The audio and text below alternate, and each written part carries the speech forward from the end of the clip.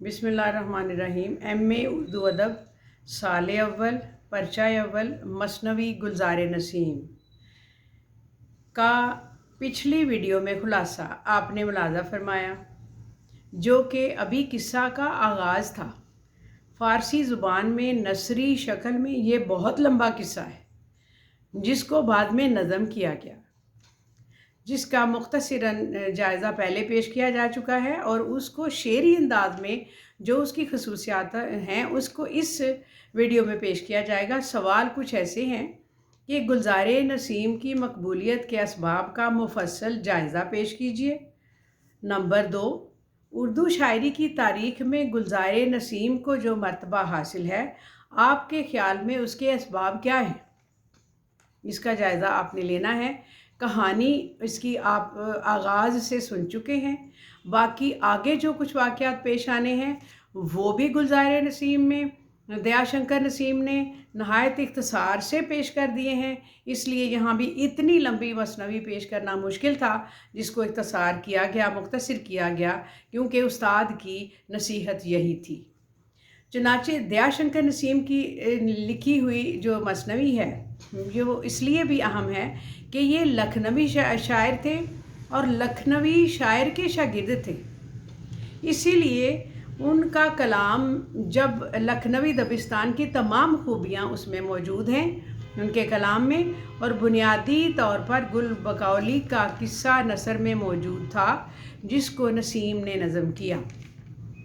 इसकी सबसे बड़ी खूबी पुरतकल्लुफ़ और मुरस्सा साज ज़ुबान है, इसलिए डॉक्टर सैयद अब्दुल्ला का कहना है कि ऐसा पुरतकल्लुफ़ तर्ज़ बयान इसकी वाहिद खसूसियत है जो उर्दू शायरी की तारीख़ में गुलजार नसीम को एक मुकाम दिलाती है। वो आतिश के शागिर्द हैं और उसकी शायरी के बारे में नज़रिया कुछ इस तरह से था: बंदिशे इल्फाज जड़ने से नगों के कम नहीं, शायरी भी काम है आतिश मुरस्सा साज का। नसीम ने उस्ताद की इस राय का एहतराम किया और उनकी शायरी मुरस्सा कारी और बंदिशे इल्फाज रंगीनी तराकीब का मखज़न बन गई। नसीम के सामने मसनवी का एक नादिर नमूना सहरुल बयान था, लेकिन नसीम ने अपना एक अलग रास्ता निकाला, क्योंकि लखनवी दबिस्तान अपने खदो खाल वाज़े कर चुका था, जो सरासर तकल्लुफ़ तसन्नो ज़ेबाइश आराइश का खूगर था। इसीलिए वह शायरी भी ऐसी ही पसंद करते थे। मुहावरात ज़रबुल इमसाल के इस्तेमाल ने इबारत में जान डाल दी है। कहते हैं, कलीले के भड़ा अयाग बकफ, चोरी से मिला चराग बरकफ, शबनम के सिवा चुराने वाला, ऊपर का था कौन आने वाला, बोली वो बकावली के सद अफसोस, गफलत से ये फूल पर पड़ी ओस, जो नखल था सोच में खड़ा था, जो बर्ग था हाथ मल रहा था, पाते ही पता खुशी से फूली, शाद ऐसी हुई कि रंज भूली, कुछ लुत्फ़ जो गैर पर्दा खोले, जादू है जो सर चढ़ के बोले। किसी वाक़या के बयान में सफाई बयान के अलावा मौका और हालत को पेश नज़र रखना नहायत ज़रूरी होता है। मिसाल के तौर पर बकावली सुल्तान ज़ैनुल मलूक के दरबार में भेस बदल कर नौकरी के लिए जाती है, और इसके बावजूद मर्दाना लिबास पहना हुआ था कि बादशाह के सामने पहुंची, मगर हुस्ने नस्वानी की नरमी और नज़ाकत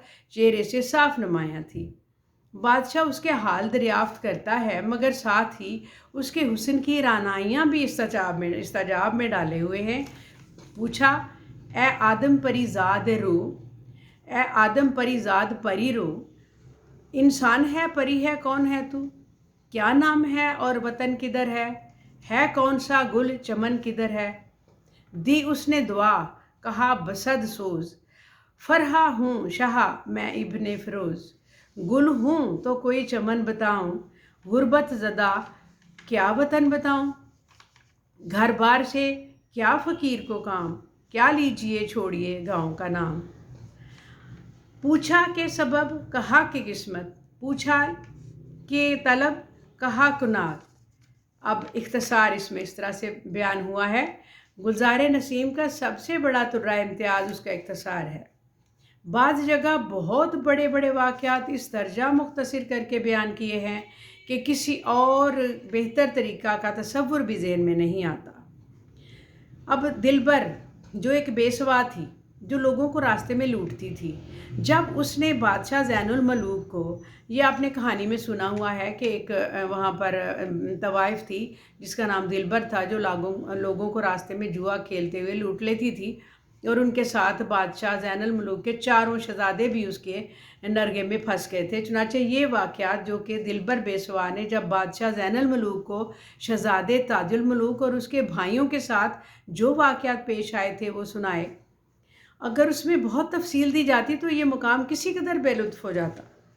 चुनांचे जुआ खेलने के वाक़े से लेकर ताजुल मलूक की आखिरी कामयाबी यानी गुलशन निगारी, शहर की तामीर तक के वाक़यात किस कदर तुलानी थे, मगर उनको चंद इशार में लिख कर फ़न्ने नज़म को कितना बड़ा कमाल नुमायाँ कर दिया, वो हमें इसमें नज़र आता है। कहते हैं, वो जाल वो हार वो गुलामी, वो घात और जीत ना तमामी, वो दस्तरस और वो पाए मर्दी, वो बेकसी और वो दहशत गर्दी, वो द्यो की भूख और वो तकरीर, वो हलवे की चाट और वो तहरीर, वो सही वो द्योनी की सोहबत, महमूदा की वो आदमियत, तजवीज़ के वो सरुंग की राह और मूश दवानियाँ वो दिलख्वाह, वो सैरे चमन वो फूल लेना, वो अज़्मे वतन वो दाग देना, वो कोर के हक़ में खिज़र होना, वो गौल से मिलकर फूल खोना,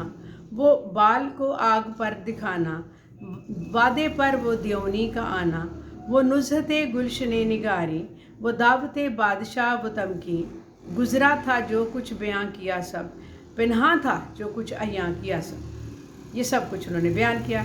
सहराए तिलिस्म में ताजुल मलूक ने एक अजदहा देखा था जिसके मुंह से एक काला नाग निकला था, और काले नाग के मुंह से मन निकला था, जो एक अहम बहुत ही कीमती चीज़ होती है जो सांप अपने मुंह में रखता है, उसको निकाला। चुनाचे उसने फिर मुंह में डाल लिया। अब ये पूरा वाक़या था जिसको उन्होंने ऐसे बयान किया, जब सुबह हुई तो मुंह में डाला, काले ने मन अजदहे ने काला। अब एक तायर की जो मुआफ़क़ती हिदायत थी उसके मुताबिक ताजुल मलूक एक हौज़ में कूद पड़ता है और तायर बनकर यानी तोता बनकर उड़ता है और दरख्त पर आ बैठता है। तोता बनकर शजर पर आकर फल खा के बशर का रूप पाकर, पत्ते फल गूंद छाल लकड़ी, रस पेड़ लेके राह पकड़ी। अब इसमें किस तरह से पेश करते हैं कि मुकालमा नगारी कैसे की गई है इसमें, कि एक मौका पर वही शायर कामयाब होता है जहाँ इंसानी जज्बात और नफ्सियात का माहिर हो और ज़ुबान और शेर पर पूरी कुदरत रखता हो। गुलजार नसीम में जहाँ कहीं भी मुकालमा आया कामयाबी से लिखा गया। रूह अफ़ज़ा ने कहा बहन से, बेहतर कोई जा नहीं चमन से, गुल गश्त करें चलो कहीं, चलो कहा खैर, कहा जाने को हो गई सैर में सैर, चल फिर के हंसी हंसी में पूछा, खोना मिलना बहन ये क्या था। रूह अफ़ज़ा ने कहा कि हमशीर, मैंने ये सुना कि तू है दिलगीर, वल्लाह के शान कर खुदाई, तेरे प्यार को ढूंढ लाई, समझी वो हंसी, कहा सड़न हो, नादान हो क्या कहूँ बहन हो, हमको ये हंसी नहीं गवारा, प्यारा हो गया वो तुम्हारा। अब रूह अफ़ज़ा क्या जवाब देती है, बोली वो आशना तुम्हारा, प्यारा नहीं प्यारी का है प्यारा, गर इसकी तलाश में खोई, बदरा न कर सकेगा कोई, जो चाहो कहो जवाब क्या दूँ, कायल नहीं होती जो दिखा दूँ, जोगी वो धुनी वो आसन, दिखा लाया तो था इसका जोगर। अब हर मौका को उन्होंने बेहतरीन अंदाज में पेश किया। जज्बात निगारी में वो आए तो कहते हैं कि बहुत मुश्किल फ़न है, इसमें कैफियत मुजर्रदा और इंसानी नफ्स की मख्फी नाजुक हालतों को से गुज़रना, जैसे एक आदमी की तस्वीर खींचना, इसके अज़ा का तनासुब, चेहरे की सफाई, नाक नक्शे की खूबसूरती के साथ इसी आदमी के तेवर, इसके अंदाज में, इसके पेशानी से, शिकनों से कैफियत से दिल को नुमायाँ करना मकसूद होता है। जैसे वर्ड्सवर्थ ने कहा हुआ है कि पानी बहने का तरन्नुम एक औरत के बशरे में मुसर्रत बनकर सुरायत कर जाता है। अपने नाजुक कैफियत और एहसासात को लफ्ज़ बयान के सफ़ात में बयान करना गुलजार नसीम के जज्बात निगारी को कमाल हासिल है, किसी और को नहीं। जज्बात और एहसासात की तस्वीर जिस तरह पेश की गई, एक तो वैसे ही मुश्किल थी, लेकिन मुरक्कब जज्बात के इजहार का मौका आ जाए तो यकीनन उसकी अक्कासी और भी दुश्वार हो जाती है। जैसे बकाउली गुस्से में ताजुल मलूक से फूल ले जाने का जवाब तलब कर रही है और अताब में लगावट के भी आसार मौजूद हैं।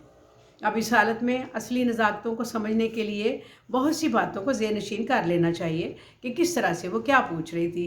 बकाउली के जज्बात में अताब मोहब्बत का हिजान, मुतज़ाद जज्बात की बाहमी कशाकश कुछ फ़ैसला नहीं करने देती कि आगाज़ कलाम किस तरह करे। कैफियत को नुमायाँ करने के लिए बसद तामुल अल्फाज इस्तेमाल किए गए हैं और आखिर बड़ी एहतियात से गुफ्तगू का आगाज़ होता है, जिसमें मोहब्बत भी है, लगावट भी है, खिफ़त भी है, झलक उसकी झलक भी है और एक तजाहल बेगानगी की शान भी मौजूद है। लेकिन जब ताजुल मलूक नीची निगाहें किए हुए उस पर खामोश रहता है तो वो कहती है, क्या कहती हूँ मैं, इधर तो देखो, मेरी तरफ एक नज़र तो देखो। आखिर निगाहें मिलती हैं, वो दू बदू गुफ्तगू की नौबत आती है और अब मोहब्बत और लगावट का जज्बा ज़्यादा नुमायाँ हो जाता है। लेकिन ख़ता और सज़ा के अल्फाज तारे अनकबूत अब भी इसमें लिपटा हुआ हमें नज़र आता है। आखिर एक बात कही जाती है कि जिसमें अताब भी है, बेगानगी भी, लगावट भी, मोहब्बत भी और नस्वानी ज़ब्त तो एहतियात भी है या नहीं ये ख़ता तुम्हारी, फरमाइए क्या सज़ा तुम्हारी। यहाँ फरमाइए तंजिया है। अगर ये ना होता तो नाजुक इतने मुतज़ाद कैफियत की तर्जुमानी नामुमकिन हो जाती। बोली वो परी बसद तामुल, क्यों जी तुम्हें ले गए थे वो गुल, क्या कहती हूँ मैं, इधर तो देखो, मेरी तरफ एक नज़र तो देखो, है या नहीं ये ख़ता तुम्हारी, फरमाइए क्या सज़ा है तुम्हारी। यहाँ ये थोड़ा सा किस्सा जो है ना, इसको हम रोकेंगे क्योंकि आगे चल के इनका फिर मिलाप होता है और मिलने के बाद इनकी शादी हो जाती है और बहुत लंबी लंबी बातें उन्होंने मुख्तसर करके पेश की हैं। ये इख्तसार ही इसमें बयान करना मकसद था।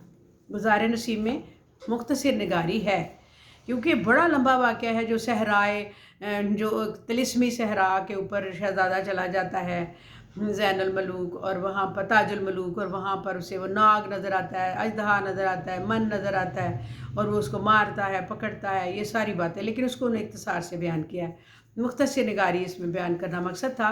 और नेक्स्ट टाइम एक टॉपिक इसका रह गया है जो कि गुलजार नसीम और सहरुल बयान का मुवाजना है। इनका जो किस तरह से ये दोनों मसनवियों का आपस में मयार किस तरह मिलता है, क्या इसमें खूबी है, क्या इसमें जो आपस में जो ताल्लुक़ था और एक ही वक्त में पेश की गई थी और दबिस्तान का फ़र्क था।